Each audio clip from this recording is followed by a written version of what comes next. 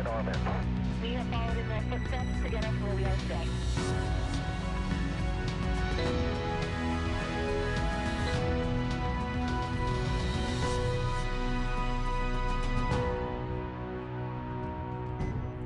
Well, good morning and welcome to the Kennedy Space Center. It's another great day at America's premier multi-user spaceport as we get ready to make history once again. With the successful test flight of the Crew Dragon on the Falcon 9 that safely delivered Bob Behnken and Doug Hurley to the International Space Station and brought them home safely, it set the stage for the Crew 1 mission tomorrow afternoon. This is the first flight under contract, the crew rotation mission with SpaceX to the International Space Station. This is truly a new era of human spaceflight, and I couldn't be more pleased with what the NASA and SpaceX team has accomplished. It's truly an exciting time. It's great that we're flying crews on a regular cadence once again from here at the Kennedy Space Center to space on U.S. rockets. It's also great that we're doing it with our international partners, and we've got Soichi Noguchi from Japan on board. I couldn't be more pleased with what this team has accomplished, and I'm truly proud and humbled to be a part of it. It's my pleasure now to introduce our NASA Administrator, Jim Bridenstine. Through his outstanding leadership and advocacy for the commercialization of low Earth orbit, the commercial crew program, and the transformation of the Kennedy Space Center to a multi-user spaceport have become reality. Please welcome a great American to the stand, our Administrator, Jim Bridenstine. Thank you.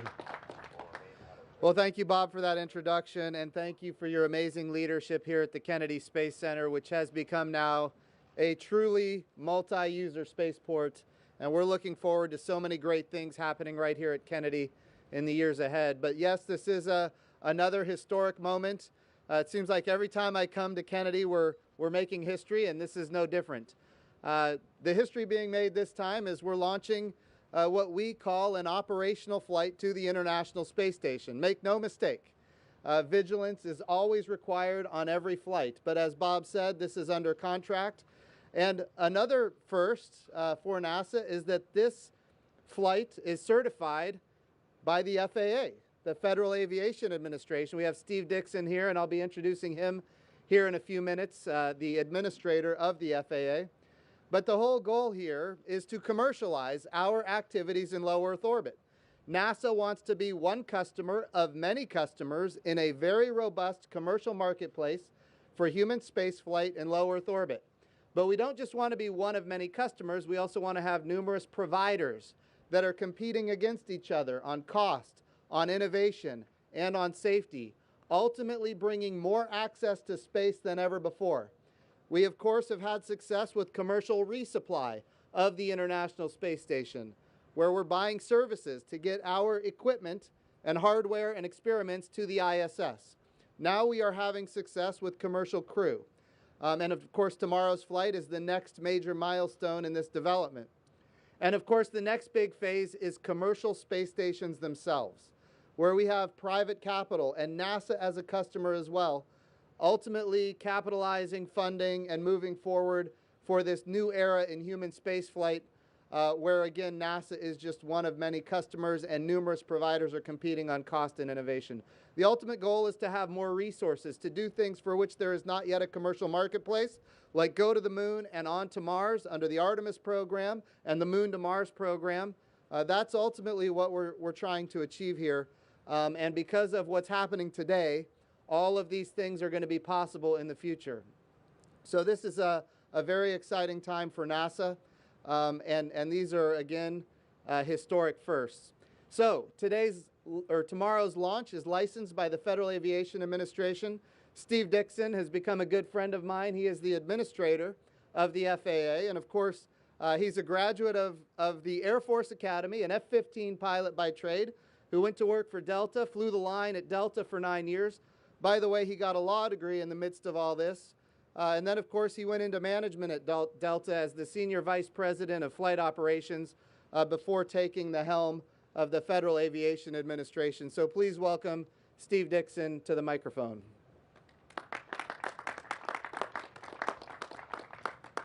Thanks, Jim, and it's really a pleasure. Appreciate your hospitality today at Kennedy Space Center along with Bob.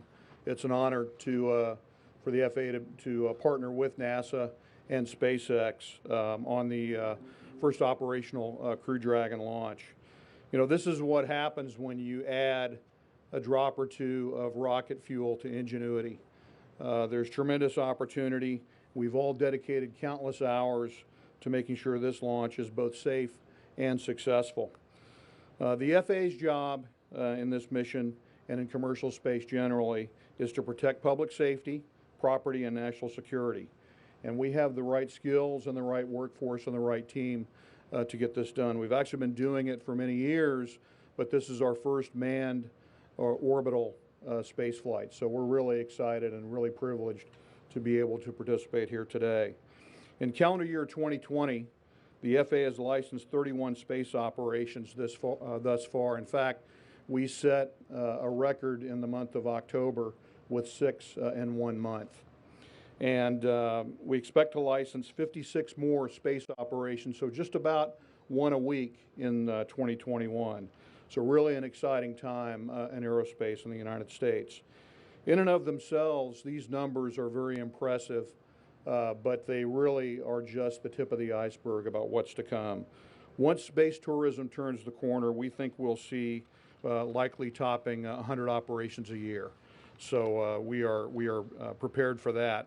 These operations are going to be a huge part of the new space economy, which some estimates say could be worth $1 trillion by the year 2040.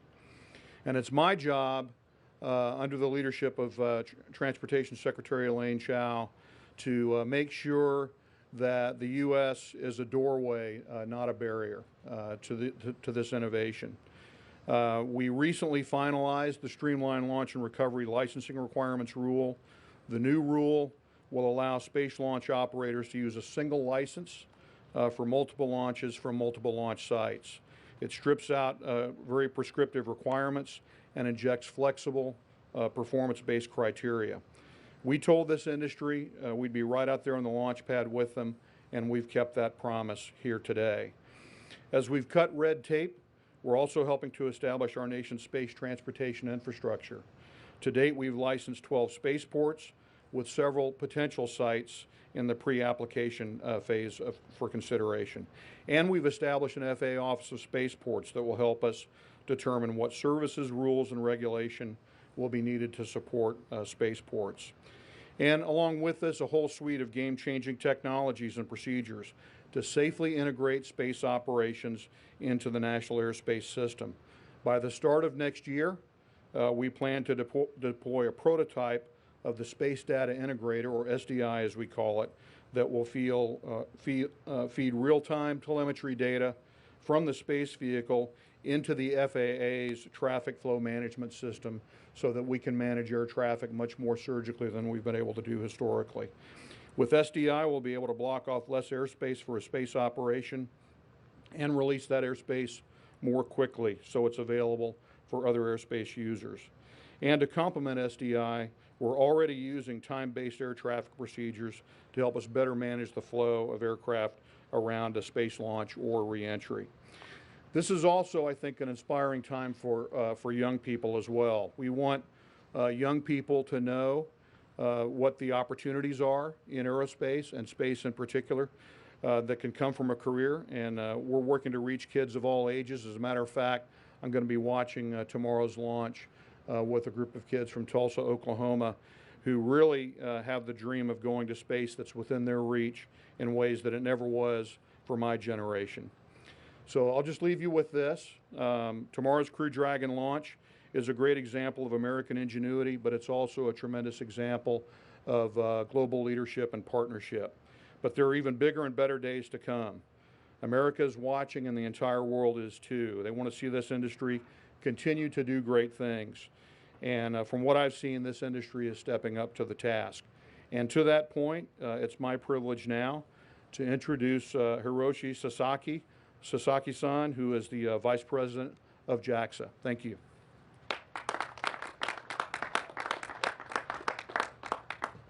Thanks, Steve, for introducing me. I'm Hiro Sasaki, Vice President of JAXA. On behalf of all JAXA, I'd like to express the to the NASA and SpaceX staff for the Crew 1 launch operations. It is a great pleasure for me for this exciting missions. And Soichi Noguchi, Japanese astronaut, is well prepared for the launch. And Japanese experimental module Kibo of ISS is also ready and waiting for the crew arrival. This mission is a symbol. I think that this mission is symbol of the Japan, the U.S. partnership, and we want to go for, together to the ISS and Moon. I'm looking forward to the launch tomorrow, and I wish you a successful launch. Thank you. And I'd like to introduce Sanita Williams, NASA astronaut, and very famous even in Japan. Thank you, Sasaki-san. It's so great to be here in Florida. I'm so excited to see our friends launch tomorrow, Mike, Victor, Shannon, and Soichi. It's just going to be awesome to see them get to the International Space Station and be up there working for the next 6 months. You know, the Commercial Crew Program with Boeing and SpaceX has just been spectacular. Watching the innovation from both companies has been amazing. I'm specifically looking forward to seeing them live up there because our crew, my crew, is going to be the complimentary crew on this Boeing Starliner probably at the end of next year. So this is an exciting time for all of us, watching them pave the way so that we can do low Earth orbit with Commercial Crew, and then we can move on to the next big steps. With that, I'm going to introduce one of the newest astronauts in the newest class of astronauts, Johnny Kim, who is going to be leading that exploration charge. Thank you.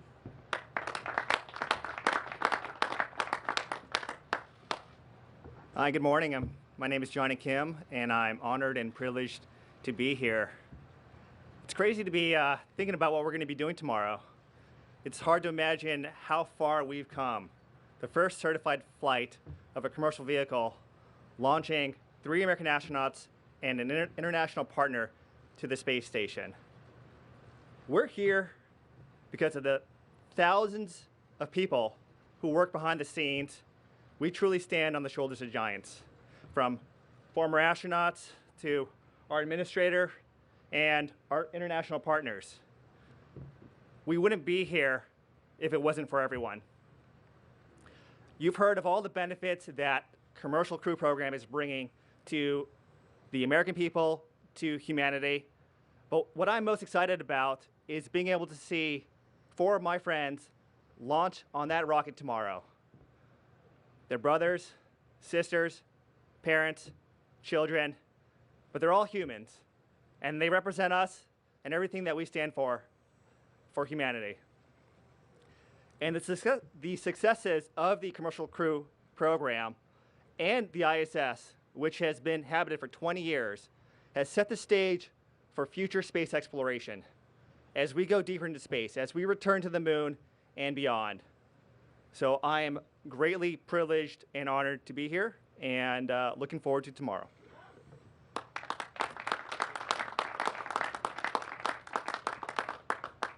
Well, now, thank you. We'll start taking questions from reporters. Please, 1 question for a reporter. And our focus is on Crew 1. Any question other than Crew 1, we'll be happy to take it after this press conference. Our first question.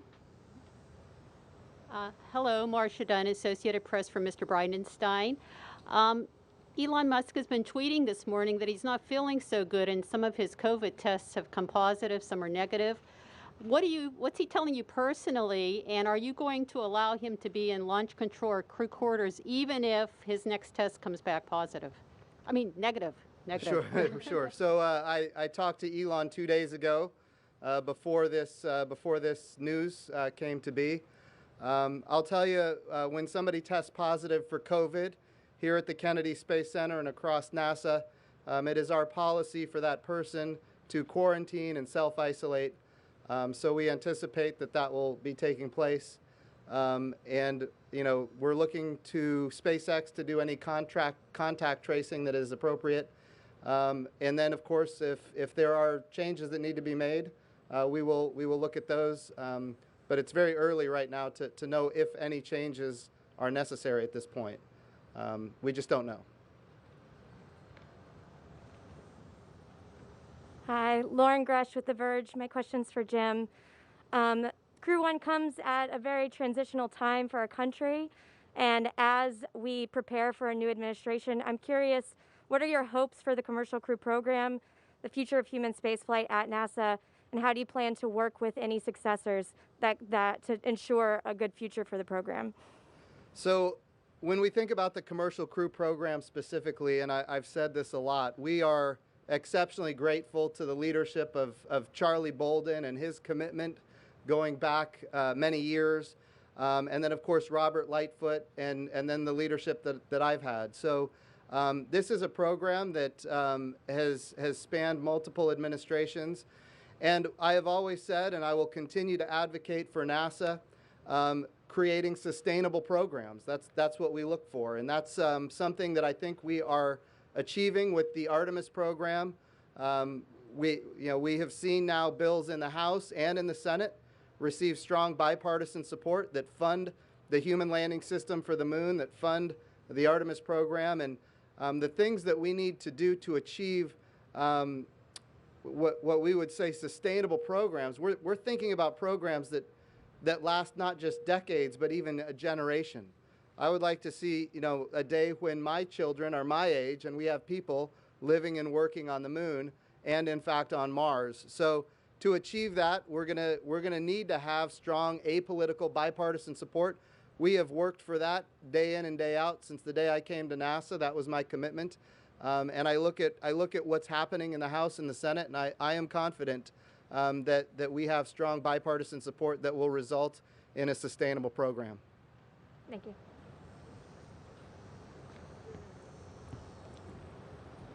Hi, this is for Jim. Rachel Joy with Florida Today. Wondering if you could briefly kind of talk about the Falcon 9 engine issue that started with the GPS-3 mission when it had that last second abort, and how that played out in terms of engines being swapped out on GPS-3, Crew 1, and Sentinel-6, and how many ultimately are being swapped out across all 3 rockets. So I'll address your question kind of big picture, but I would refer you, we're having a flight readiness review, and then we're going to have a press conference after that, and I would refer those questions to the press conference after the flight readiness review. But I will tell you, when we think about the commercial program itself,